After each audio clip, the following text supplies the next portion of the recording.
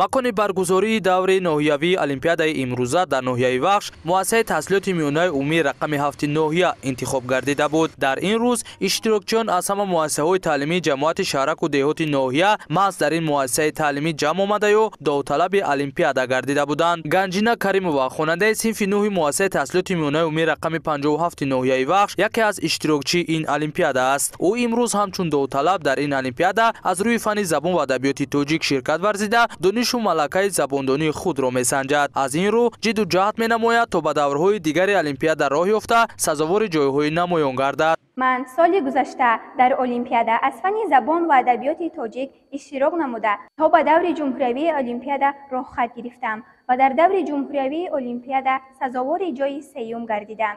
امسال باشد در دور مؤسسوی المپیادا سزاوار جای یکم گردیده به دور ناحیوی آن که عین حال در مؤسسه تحصیلات میانه عمومی رقم 7 برگزار گشته ایستاده است اشتراک کرده ایستادم و میخواهم استعداد خوب نشان داده تا دور جمهوری المپیادا اشتراک نموده سزاوار جای اول گردم.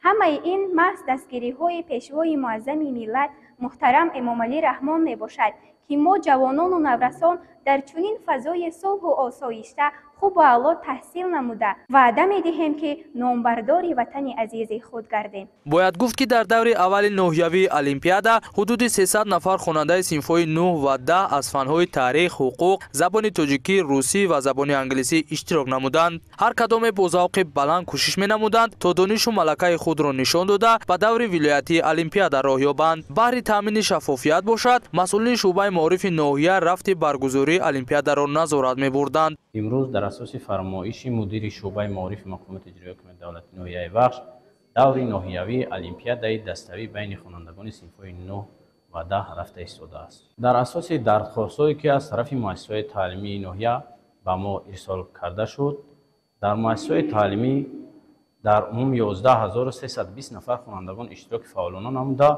3228 نفر آنها به دور ناحیوی راه خط یافتند. همینطور خوانندگان دوره به دوره اشتراک فعالانه نموده غالبان معین گردیده به دور ولایتی راه خط می‌یابند.